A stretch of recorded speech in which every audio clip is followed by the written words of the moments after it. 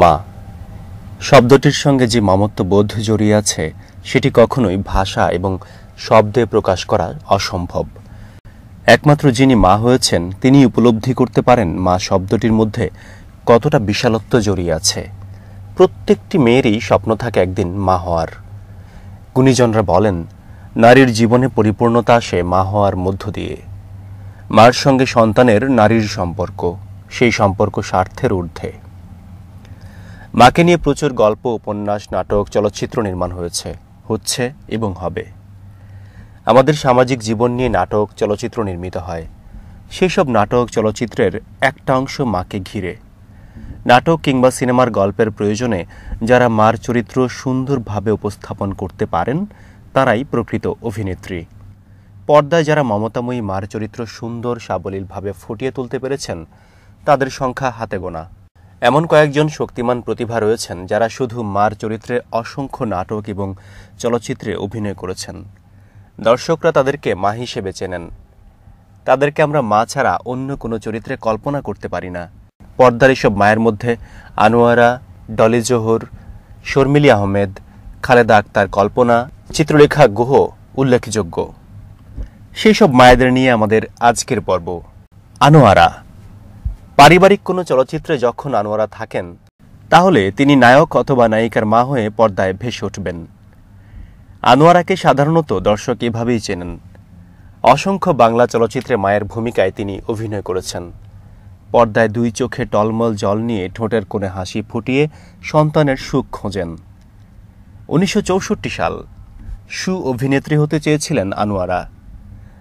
বাবা যখন প্রথম তাকে নিয়ে পরিচালক এহতেশামের কাছে গেলেন তখন তার বয়স মাত্র 13 বা 14 বছর। আনোয়ারা সে সময় প্রচুর মঞ্চ নাটক দেখতেন। নিজেও মাঝে মধ্যে মঞ্চ নাটকে অভিনয় করতেন। অভিনেত্রী হিসেবে আনোয়ারার টার্নিং পয়েন্ট নবাব সিরাজউদ্দৌলা ছবিতে। এই ছবিতে তিনি আলেয়া চরিত্রে অভিনয় করে সিনেমা প্রেমীদের অন্তরে স্থান করে নিয়েছিলেন। আনোয়ারা নয়নমণি ছবির মাধ্যমে চাচিমা চরিত্রে সর্বপ্রথম কাজ করেন। তিনি মা চরিত্রে আজ পর্যন্ত 500-ও বেশি ছবিতে অভিনয় করেছেন।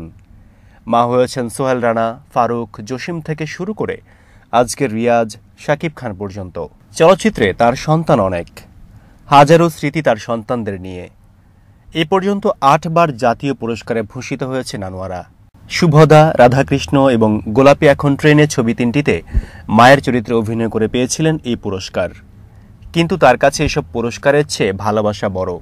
তিনি বলেন, আমি অসংখ্য চলচ্চিত্রে মার চরিত্রে অভিনয় করেছি এবং এর ফলে আমার অনেক ছেলে মেয়ে। অভিনয়ের বাইরেও অনেকেই আমাকে মা বলে সম্বোধন করেন। ডলি জোহর। এখনও টিভি পর্দায় কোনো নাটকে তাকে দেখে অনায়াসে বলা যায় তিনি মমতাময়ী একজন মা। তার অভিনয় দেখে বলা মুশকিল তিনি কি অভিনয় করছেন নাকি সত্যিই মা।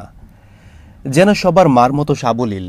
তার অকৃত্রিম অভিনয়ে 1000 বার মনে উকি দেয় সেই সত্য, মায়ের পায়ের নিচে সন্তানের বেহেশত। হালের নাটকে কিংবা সিনেমায় বেশ দাপটের সঙ্গে ধরে রেখেছেন নিজের মায়ের আসনটিকে। ছোট কিংবা বড় পর্দায় এখনও তার সরব উপস্থিতি। এ পর্যন্ত তিনি প্রায় শতাধিক নাটকে কাজ করেছেন মায়ের চরিত্রকে সাবলীলভাবে ফুটিয়ে তোলার জন্য। ডলি জোহর অভিনীত প্রথম চলচ্চিত্র হচ্ছে রহিম নেওয়াজ পরিচালিত অসাধারণ। বাংলা চলচ্চিত্রেও তার সরব উপস্থিতি রয়েছে। তার অভিনীত মোট বাংলা চলচ্চিত্রের মধ্যে 90% ছবিতেই মায়ের ভূমিকায় অভিনয় করেছেন। এখনও তিনি করে যাচ্ছেন আপন মেধাকে কাজে লাগানোর জন্য। এছাড়া শঙ্খনীল কারাগার ছবিতে অভিনয়ের জন্য প্রথমবার তিনি জাতীয় চলচ্চিত্র পুরস্কার অর্জন করেন।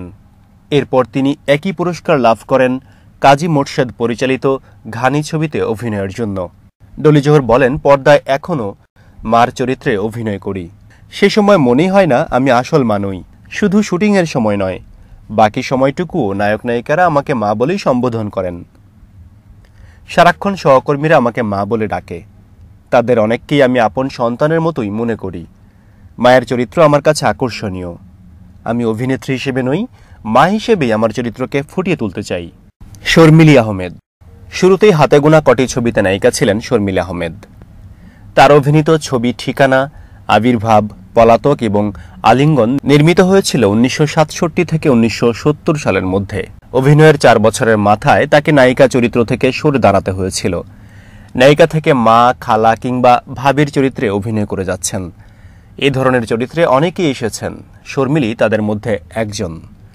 এখনও তাকে ছোট পর্দায় দেখা যায়, কখনো স্নেহময়ী মা, কখনো বা খালা, আবার কখনো বা মিষ্টি ভাবি। কিন্তু দর্শকদের কাছে মা চরিত্রে বেশি জনপ্রিয় তিনি। 1962 সালে রাজশাহী বেতারে অডিশন দিয়ে প্রথম অভিনয় শুরু করেন তৈমুর লং নাটকের নায়িকা চরিত্রে। তার বাবা এই নাটক প্রযোজনা করেন। তার বাবার সঙ্গে চিত্র পরিচালক আব্দুল জব্বার খান, মহিউদ্দিন, আলী মনসুর, কামাল আহমেদের মতো গুণী ব্যক্তিদের জানাশোনা ছিল। 1966 সালে রাজশাহী বিশ্ববিদ্যালয়ে বাংলা অনার্স পড়াকালীন সময়ে উজালা ছবিতে অভিনয় করার জন্য পরিচালক কামাল আহমেদ তাকে অনুরোধ করেন। ঠিক একই সময়ে তার বাবার ব্যবসায়ী বন্ধু বজলুর রহমান ঠিকানা ছবিতে নায়িকা হিসেবে নিতে চাইলেন তাকে। এভাবেই শুরু হয়েছিল পথচলা। 1968 সালে শর্মিলী প্রযোজক পরিচালক রকিবউদ্দিন আহমেদের সঙ্গে বিবাহ বন্ধনে আবদ্ধ হন। একসময় বয়সের কারণে নায়িকা থেকে সরে দাঁড়ান তিনি। শুরু করলেন পার্শ্ব চরিত্রে অভিনয়। এ পর্যন্ত তার অভিনীত ছবির সংখ্যা প্রায় 100 পেরিয়েছে।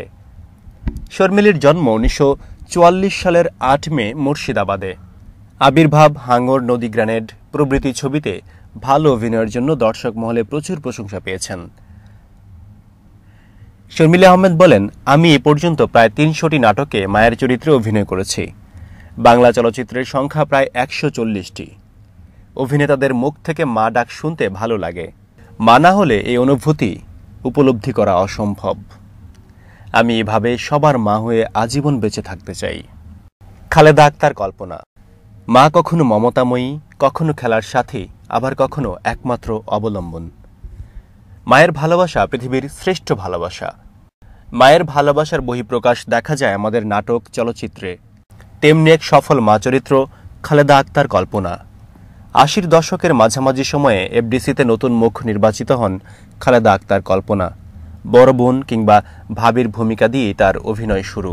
পরবর্তীতে মা চরিত্রে অভিনয় করে তিনি অনেক বেশি জনপ্রিয়তা অর্জন করেন। এখনও সেই জনপ্রিয়তা ধরে রেখেছেন এবং এখনও মা চরিত্রে অভিনয় করে যাচ্ছেন। বাবার চাকরি সূত্রে তার জন্ম, বেড়ে ওঠা কক্সবাজারে। কক্সবাজার বালিকা উচ্চ বিদ্যালয়ে পড়ার সময় সেখানে পাবলিক লাইব্রেরির মঞ্চে প্রথম অভিনয়ের হাতে খড়ি। এরপর বাবা চট্টগ্রাম বদলি হয়ে এলে এখানে এসেও অনেকদিন মঞ্চে অভিনয় করেন। 1971 সালে যুদ্ধ চলাকালীন সময়ে কিছুদিন চট্টগ্রাম বেতার কেন্দ্রের ঘোষিকা হিসেবে নিয়োজিত ছিলেন। খালেদা আক্তার কল্পনার স্বামী হাসান ইমাম একজন ব্যবসায়ী। এক মেয়ে সেতু, বর্তমানে স্বামীসহ লন্ডনে। এক ছেলে বন্ধন চট্টগ্রাম জিএমজি এয়ারলাইন্সে কর্মরত ছিলেন। তিনি বলেন, এ পর্যন্ত আমি 500টিরও বেশি চলচ্চিত্রে মায়ের চরিত্রে অভিনয় করেছি। বলা যায় 100টি চলচ্চিত্রের মধ্যে 95টিতেই মার ভূমিকায় অভিনয় করা। আমি প্রথম পাতাল সলোমনের 3 কন্যা চলচ্চিত্রে চম্পা, সুচন্দা, ববিতার মার চরিত্রে অভিনয় করি। আসলে আমরা যারা অভিনয় করি তারা যদি অভিনয়ের মধ্যে মিশে যেতে না পারি তাহলে অভিনয় ফুটিয়ে তোলা সম্ভব নয়। তাই অভিনয়ের সময় কখনোই মনে হয় না আমি তার আসল মা নই। অভিনয়ের সময় নায়ক নায়িকারা আমাকে আন্তরিকভাবে মা ডাকে। আমি বাস্তবে 2 ছেলে মেয়ের মা। যারা মা তারা বোঝেন মা শব্দটির সঙ্গে কতটা মাধুর্য মিশে আছে। আমি এই পর্যন্ত রুবেলের মা চরিত্রে বেশি অভিনয় করেছি, আর রুবেলকে আমার আপন ছেলেই মনে হয়, কারণ রুবেল আমাকে সবসময় মা বলে সম্বোধন করে থাকে। এ পর্যন্ত অনেক নায়ক নায়িকার মার চরিত্রে অভিনয় করেছি এবং তারা শুধু অভিনয়েই মা ডাকত, পরে আপা বা আন্টি বলে ডাকে, একমাত্র রুবেল ছাড়া। এখনও যাদের মা চরিত্রে অভিনয় করছি তাদের কাছ থেকে মা ছাড়া অন্য কোনো ডাক ভালো লাগে না। সালমান শাহর প্রথম এবং শেষ চলচ্চিত্রে আমি মা ছিলাম। চিত্ররেখা গুহ। চট্টগ্রাম বিশ্ববিদ্যালয়ের অনার্স প্রথম বর্ষে পড়াশোনা করার সময় ছাত্রী অবস্থায় 1986 সালে চট্টগ্রামের অঙ্গন থিয়েটার ইউনিটের হয়ে খেলাধুলা নাটকটিতে প্রথম মঞ্চে অভিনয় করেন। 1988 সালে চট্টগ্রাম থেকে ঢাকায় চলে আসেন। ঢাকায় এসে 1990 সালে থিয়েটার আরামবাগে যোগ দেন। সে বছরেই কামাল উদ্দিন নীলুর নির্দেশনায় কিং লিয়ার নাটকে অভিনয় করেন। পরে এখান থেকে শেষ রক্ষা, 7 ঘাটের কানাকড়ি, রূপবান, প্রভৃতি নাটকে কাজ করেন। 1997 সালে এসে জনের সঙ্গে কাজ শুরু করেন। সেই সময় দলটি থেকে প্রথম অভিনয় করেন একজন পিরামিড নাটকে। চট্টগ্রাম থেকে ঢাকায় এসে নাটকটির নির্দেশনা দিয়েছিলেন মিলন চৌধুরী। এরপর সেখান থেকে একে একে অভিনয় করছেন তেভাগার পালা, ভুবনের ঘাটে, অলিকবাবু নাটকে। মঞ্চ তার ভালোবাসার জায়গা, একে কখনো ছেড়ে যাননি তিনি। এখনও বিভিন্ন চ্যানেলে তার অসংখ্য ধারাবাহিক প্রচারিত হচ্ছে। মাঝে মধ্যে নাটকের কস্টিউম ডিজাইনের কাজও করেন। বেশ কয়েকটি ছবিতে কস্টিউম ডিজাইন করেছেন।